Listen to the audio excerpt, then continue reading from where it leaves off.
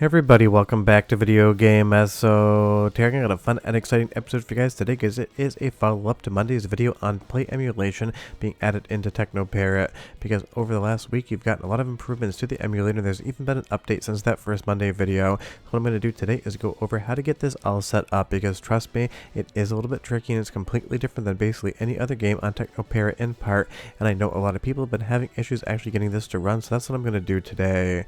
Before we get too far involved though, do me a huge favor down below, hit like and subscribe and ring that notification bell, definitely helps us out. And if you feel so inclined and want to support the channel, we got a Patreon link down below as well. And if you get completely stuck, don't forget I have the Emulation Night School tier on Patreon where you get custom support via chat with me, but if you just pay attention to the tutorial, I'll basically take money out of my own pocket because you won't need me whatsoever.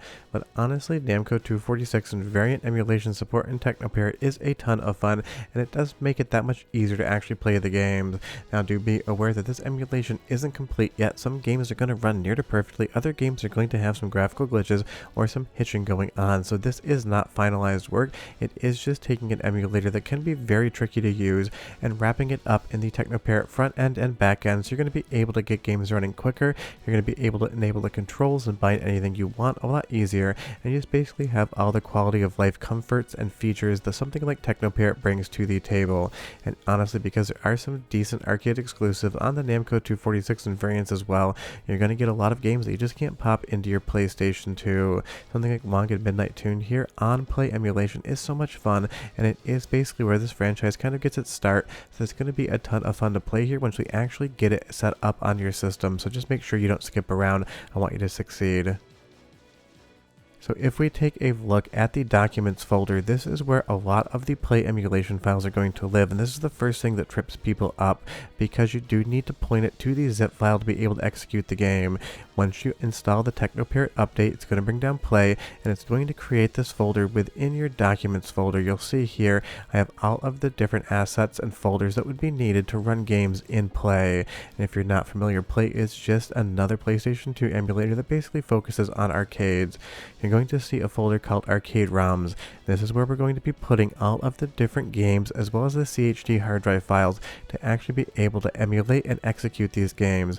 So you'll see here I've got a bunch of different zips, and I have associated folders that have the same name as the zip files. This is identical to MAME.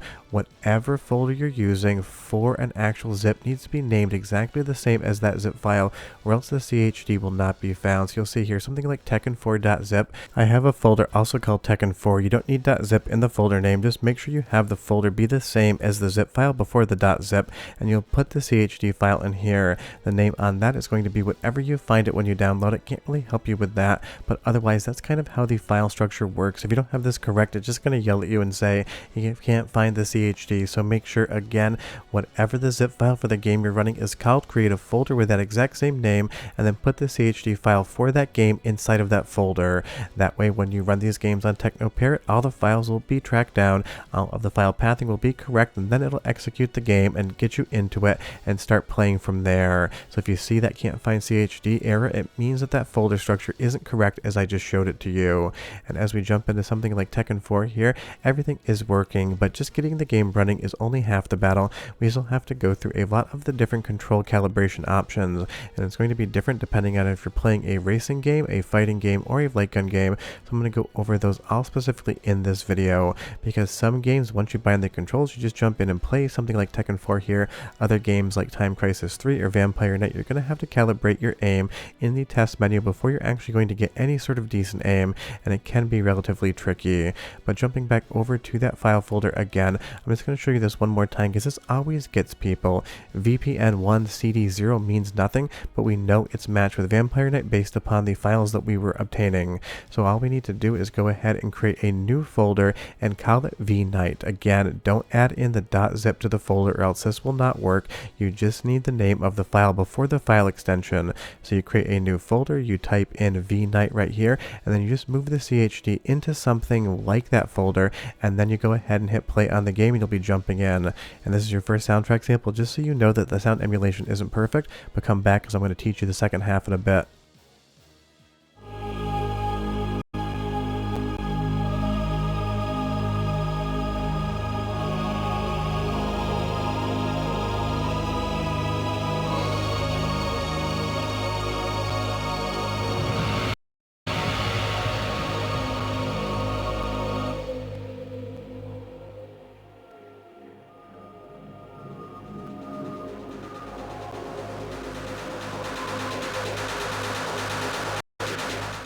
Now the reason I give you that soundtrack sample is one, it is fun music, and two, you can hear there are a few hitches in there. I just want you to remember that this emulation is not finalized, and some games are just going to run better than others, so sometimes you've done everything right, you're still going to get a little bit of performance hit.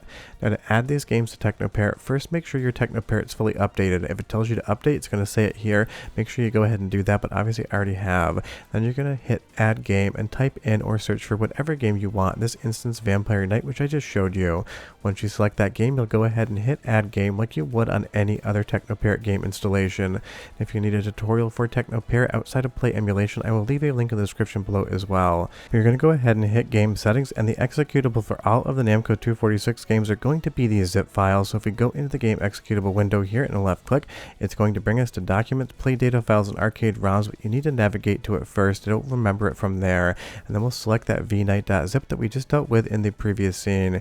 You can run this in Vulkan, you can run it in OpenGL, you can run it windowed or full screen. You can kind of decide however you want, but then from there you want to bind the controls. I use raw input for something like a mouse or gun for IR, and definitely make sure you bind the test and service buttons as well to something on the keyboard, because you're going to have to calibrate the aim in light gun games, and again, it can be fiddly. Sometimes it takes more than one shot, and depending on your screen resolution and your window resolution, you might have to adjust that to make sure all the aiming is intact.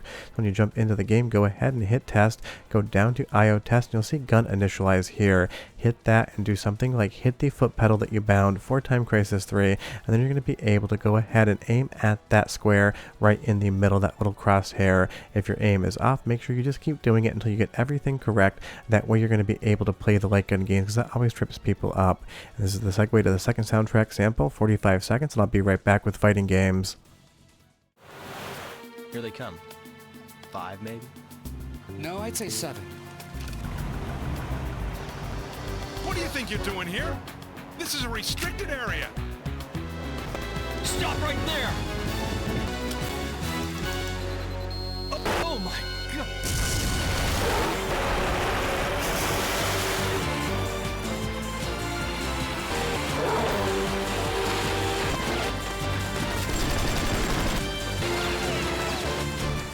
That is just some incredible voice acting, but the audio quality sounds good. Now this little bit of white haze right here has been fixed up in an update to Teknoparrot after I actually captured this footage. That's how quickly everything is moving. And if your aim is a little bit off like mine is here, just go ahead and go back into that test menu and calibrate it again.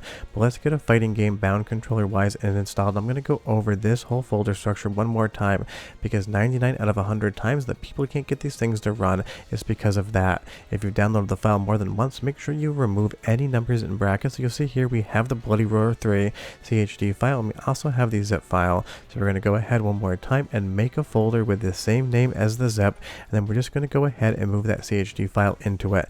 That way when you actually add the zip in Teknoparrot and hit play, it is going to basically correlate all of those files in the background. It's going to launch the Play Emulator, and you're going to be playing exactly how you want to. And again, if you have any questions about that, leave it down below, but I think at this point in time I've 100% got you used to the idea of how those nested folders work. And if you skipped ahead and didn't watch this video from start to finish, go back and do exactly that. A lot of you like to skip around in tutorials, and when something doesn't work, you leave me a comment asking why I didn't talk about it, and I just give you a time code stamp. I do make these things in a linear fashion to make sure you're successful with overall emulation, so just do me that favor and watch them from start to finish. That is how I structure them, and that's how you're going to learn these things. But as far as fighting games are concerned, the binding on that obviously is going to be different than something like a driving game, and especially a light gun game. But again, something like Bloody Roar 3, I'll show you the installation process one more time. We go ahead and add the game, and again, the executable under game settings is going to be the zip. It'll list everything in there for you, and I use X input just because I'm using an arcade stick that uses X input. That's a little bit easier for me, but you can do direct input as well. From there, again, you can switch from OpenGL to Vulkan. I find a little bit better performance on OpenGL in most games, but Vulkan will solve a few graphical glitches. You can definitely toggle that back around and see what you want to do. So just go ahead into the controller settings again, bind those test buttons and service buttons, because they're basically going to be your option menu, and then from there you can bind whatever you want as far as the controls are concerned. And if you make a mistake and you end up putting something on the wrong controller input, like I did here with test and service, because I wanted those shoulder buttons to be the 5th and 6th input, you can just go ahead, click, and change them to whatever you want. Now, as far as actually playing these games are concerned, if you want to change the difficulty or anything else, you're going to have to go into the test menu, because if you're not super familiar with arcade emulation, there is no options menu in the game like there would be a home console release.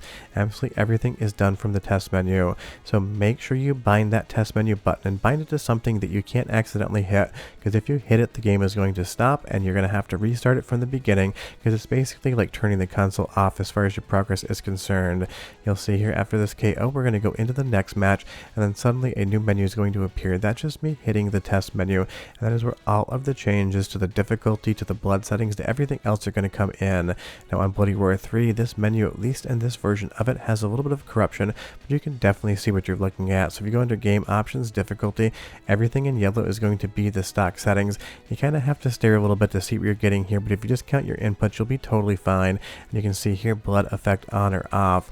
Once you go ahead and hit exit, which is player 1 start, it's going to save those settings, and you'll be able to play the next time you launch the game again with everything you have saved. So just remember, the test menu is your friend in arcade emulation. But if you pay attention to everything in this tutorial, you get the zip files and the CHD files in the right folder under documents, and make sure the CHD files are nested within those equally named zip folders, and you will be 100% fine. And if you do have any questions, leave them down below. But honestly, Namco 246 and its variants have a ton of fun games, and if you follow along with this tutorial, you'll be playing them on your PC as well. Just be aware you cannot bring a potato to the party on this one. You're going to have a decent spec PC if you want full speed emulation. But this is awesome, and next time it updates with more games, I'll definitely do another video. But now you know how to do it, so go have fun, and I'll see you next time. Bye bye.